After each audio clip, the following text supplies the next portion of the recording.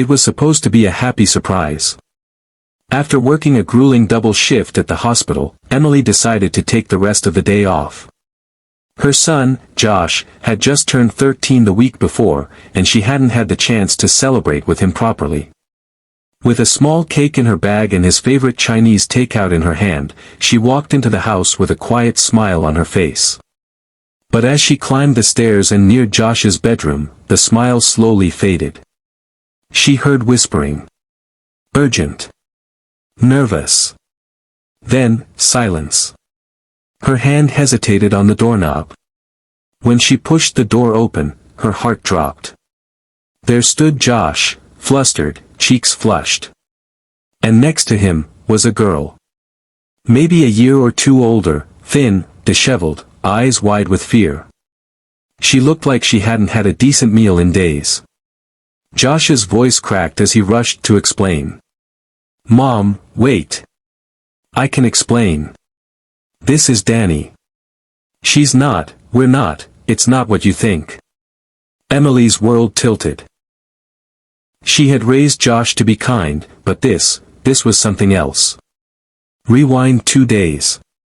Josh had been walking home from school when he saw a girl huddled behind the dumpster at the gas station near their house. She had a backpack clutched to her chest, torn jeans, and bruises peeking out from her sleeves. At first, he passed by. Then he stopped. He remembered what his mom always said, if you ever see someone in pain, and you can help, even a little, then help. He walked back. Gave her the granola bar from his backpack.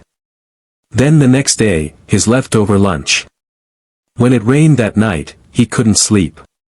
He kept thinking about Danny soaking wet behind that dumpster. So, without fully understanding the risk, the consequences, or how to even begin to explain this, he brought her home. Snuck her into the guest room while Emily was working her third night shift in a row. He gave her his favorite hoodie. Found band-aids. Told her she was safe. All he wanted was to help. Back in the present, Emily stared, stunned. Not from anger. Not from fear. But from the overwhelming, aching realization of what her son had done. And why? She looked at Danny. The girl's lip trembled. She looked like she was ready to bolt out the window if she had to. Emily slowly stepped inside. Are you hungry? She asked gently. Danny didn't answer. She just nodded. That afternoon, they all sat at the kitchen table.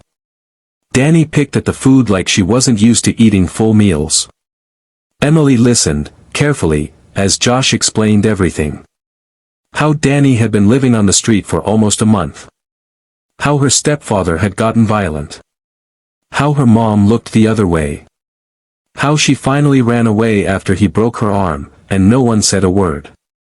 Emily fought back tears. She worked with patients who came in with similar stories. But she never imagined one would be sitting at her own table, eating fried rice from a paper box in her son's hoodie. That night changed everything. Emily called child services, not to report Danny, but to advocate for her. She stayed by her side during the interviews, the paperwork, the phone calls. In the weeks that followed, Danny was placed with a foster family in their neighborhood. A kind older couple who had fostered before. But Danny still came by after school. Still wore Josh's hoodie. Still smiled when Emily greeted her with a snack or a warm meal. And Josh, he changed, too. He wasn't just the kid who played video games or complained about algebra. He was someone who had seen pain, and decided to do something about it. Months later, at the school's community awards night, Josh was called up to the stage. His principal shared the story, in brief, leaving out sensitive details, of course. But the message was clear. One act of kindness from a 13-year-old boy helped save a life. Emily sat in the crowd, holding back tears, as the room stood to clap. Josh didn't smile. He didn't bow. He just looked at Danny, sitting in the front row, eyes shining with pride. And in that moment, Emily wasn't just proud. She was humbled. She had spent her life saving people in a hospital. But her son, he had saved someone in a way that no textbook could teach. Sometimes, the smallest hearts carry the greatest courage. And sometimes, coming home early reveals not a secret to fear, but a truth to treasure. A truth that reminds us, kindness, even in the quietest moments, can change someone's world.